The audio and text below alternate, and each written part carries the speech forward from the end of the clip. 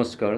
আজি প্ৰশ্নোত্তৰ পৰ্বত অখিল ভট্টাচাৰ্যই এটা প্ৰশ্ন ৰাখিছে, মানুহৰ জীৱনৰ প্ৰকৃত লক্ষ্যটো কি? তেওঁ জানিব বিচাৰিছে মানুহৰ জীৱনৰ বা আমাৰ জীৱনৰ প্ৰকৃত লক্ষ্য কি হ'ব পাৰে, লক্ষ্যটো কি? আপোনাক ধন্যবাদ জ্ঞাপন কৰিছোঁ। খুব ধুনীয়া কুৱেশ্যন কৰিছে আৰু এইটো খুব ৰিলেভেণ্ট কুৱেশ্যন। আমি এই বস্তুটো আমাৰ জীৱনত আমি চৰ্চা নকৰোঁ বা আমাৰ এইটো লৈ আমি দৃষ্টিপাত নকৰোঁ। এইটো দৃষ্টি দিব লাগে। আমাৰ দৃষ্টিটো আমাৰ সংসাৰ জীৱনৰ কেৰিয়াৰ, প্ৰমোশ্যন, পইচা, জীৱনৰ ষ্টেটাছ, লাইফষ্টাইল উন্নতি, এইবিলাক লৈ আমি বেছি কনচাৰ্ণ। কিন্তু এই যে কথাটো আপুনি প্ৰশ্ন কৰিলে, এইটো সঁচাকৈ খুবই ধুনীয়া কুৱেশ্যন। এইটো আমাৰ কনচাৰ্ণ হ'ব লাগে, কিয়নো লক্ষ্য যদি আমি নাজানো তেনেহ'লে আমাৰ জীৱনৰ কিন্তু এটা সময়ত ম্লান হৈ যাব। কোনো একজন ধুনীয়া কথা কৈছে, we are all surviving not living. কিয় লিভিং হোৱা নাই? যিহেতু আমাৰ লক্ষ্যটো আমাৰ ডাঙৰ, লক্ষ্যটো আমি ধৰা নাই। বিবেকানন্দ ধুনীয়া কথা কৈছে, choose the highest title and live your life up to date. জীৱনৰ এটা আদৰ্শ ৰাখা, আদৰ্শ হ'ব লাগে প্ৰকৃত লক্ষ্য, মানুহৰ জীৱনৰ প্ৰকৃত লক্ষ্য। কি লক্ষ্যটো কি? এতিয়া আমাৰ লক্ষ্যটো আমি সনাতনী হিচাপে বা এজন সঁচাকৈ মানুহ হিচাপে আমি এটা লক্ষ্য ৰাখিব লাগে। নো দাই সেল্ফ, নিজক জানা। এইটো এটা ডাঙৰ কথা। নিজক জানা মানে মইতো নিজক জানিছোঁ, আপুনি নিজে জানিছে। অখিল ভট্টাচাৰ্য, আপোনাৰ এটা পৰিচয় আছে, আপোনাৰ আধাৰ কাৰ্ড আছে, পেন কাৰ্ড আছে। আকৌ আপোনাৰ নিজৰ জনাটো কেনেকুৱা আপোনাৰ হ'ব লাগে, এইটো কেনেকুৱা লক্ষ্য লাগে। এতিয়া আমি অলপ লাহেকৈ আমি আগবাঢ়িম। নিজৰ জনাটো এটা দৰকাৰ মানে এইটোৱেই একচুৱেলি দৰকাৰ। আমি নিজক নাজানো, সেইকাৰণে উপনিষদে আমাক কৈছে নো দাই সেল্ফ, আত্মনাং বিদ্ধি,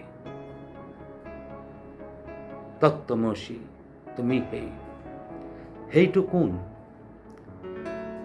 অখিল ভট্টাচাৰ্য এইটো নামটো কোনে দিছে? আপোনাৰ মা দেউতা দিব পাৰে। এই নামটো যে পালে আপুনি জন্মৰ লগতে পোৱা নাই, 3-4 মাহ পাছত পাইছে।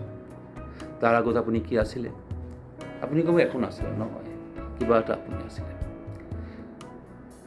এই অখিল চক্ৰৱৰ্তীৰ নামটো, আপুনি অখিল ভট্টাচাৰ্যৰ নামটো পঢ়িল, এইটো এটা ইম্পজিশ্যন। এইটো আপোনাৰ পৰিবাৰে দিছে। তাৰপিছত আপোনাৰ আৰু কিবা কিবি ডিগ্ৰী আৰু কিবা এড হৈ থাকে, সমাজে দিব। বাট who is I? I am Akhil Bhattacharya, but who is I? I remain unknown. আইটো আমি নাজানো। আইটো কোন? মই কোন? মই অখিল ভট্টাচাৰ্য, মইতো কোন? আৰু অখিল ভট্টাচাৰ্যৰ নামে এনেধৰণৰ নামটো বহুত আছে। আপুনি কোন তেনেহ'লে? অখিল ভট্টাচাৰ্যৰ নামত বহুত আছে মানুহ। আপনি একচুৱেলি অখিল ভট্টাচাৰ্য এইটো এটা identification for the world, for the society. কিন্তু আপুনি ভাবিছে আপুনি অখিল ভট্টাচাৰ্য, গোটেই জীৱন আপুনি এইটো ভাবি আছে। প্ৰতিটো মানুহে ভাবি আছে, কিন্তু এবাৰ চিন্তা কৰা নাই যে অখিল ভট্টাচাৰ্যৰ আড়ালত কোন আছে, সেই অস্তিত্বটো কোন, সেই এক্সিষ্টেঞ্চটো কোন। এইটো হ'ল একচুৱেলি যাত্ৰা। ধৰ্ম আচলতে আপুনি এইটো জানিব।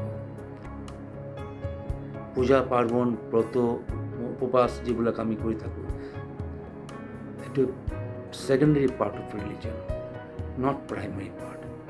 প্ৰাইমাৰী পাৰ্ট হৈছে যে মই কোন। আমাৰ ঋষিমুনিয়ে কৈছে তুমি অমৃতস্য পুত্ৰা,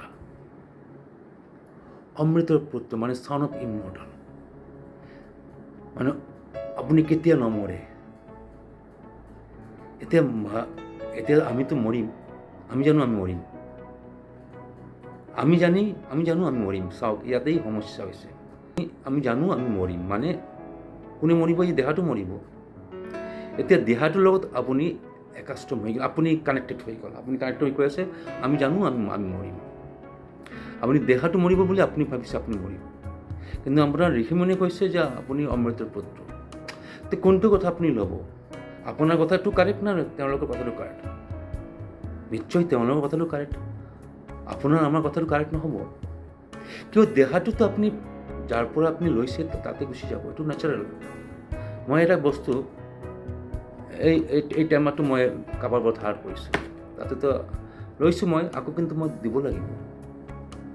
তো আপুনি এই দেহাটো উধাৰ লৈছে ক'ৰ পৰা? প্ৰকৃতিৰ পৰা, পঞ্চভূতৰ পৰা।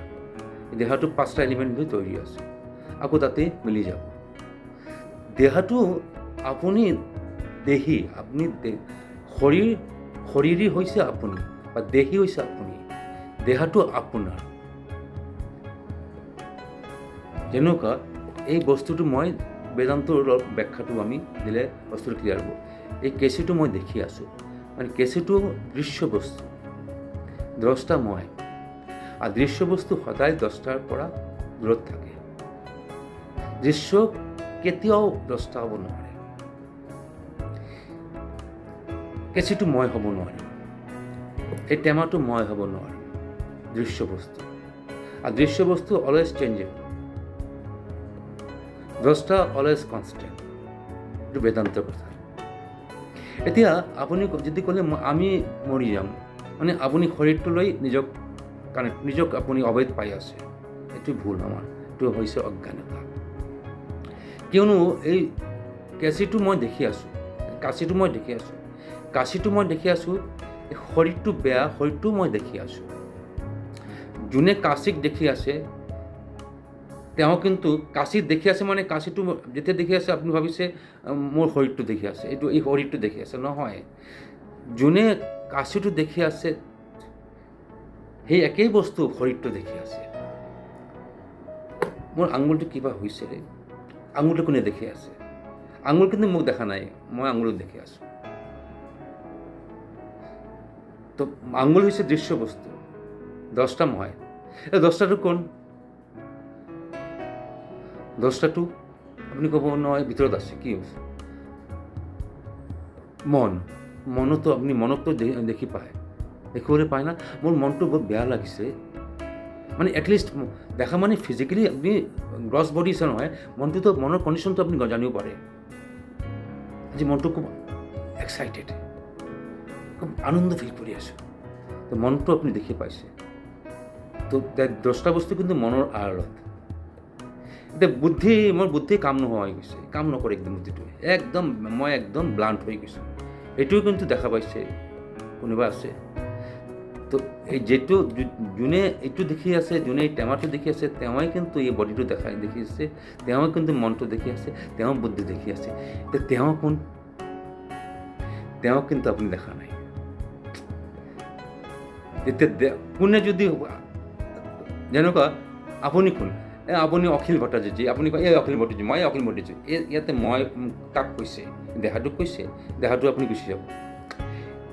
এইটো চিন্তাটো অলপ মানে ভালদৰে চিন্তা কৰিব লাগিব। অলপ যদি গভীৰভাৱে চিন্তা কৰোঁ, আমাৰ সত্যটো ধৰা পৰি যায়। মই মিষ্টাৰ অমুক, মই মিষ্টাৰ এক্স, মিষ্টাৰ ৱাই। কোনে মিষ্টাৰ এক্স? এই শৰীৰটো। এতিয়া আপুনি কৈছে মই আছোঁ নহয়, একো চিন্তা কৰিব নালাগে। আপুনি ভাবিছে ফিজিকেলি আপুনি ব্যায়াম কৰে, জিমত যায়, ভাবিছে বিৰাট আপুনি শকত মানুহ, সেইকাৰণে আপুনি আনক আপুনি আশ্বাস দি আছে, উৎসাহ দি আছে নহয়, ছাপোৰ্ট কৰি আছে। একো নহয়, মই আছোঁ। কিন্তু এই মইতো কোন? আজি আপোনাৰ সফলতা, আপুনি আফটাৰ 20 years আপুনি কিন্তু উইক হৈ যাব। তেতিয়া আপুনি ক'ব পাৰিব মই আছোঁ নে? আপুনি প্ৰথমতে ভুল কৰিছে, মই ভাবিছে, মইতো আপুনি শৰীৰটো ধৰি পেলাইছে। শৰীৰটো চেঞ্জিং, বুদ্ধিও চেঞ্জিং, মনো চেঞ্জিং, কোনে আনচেঞ্জিং? দ্ৰষ্টা ৰিমেইন দ্য সেম।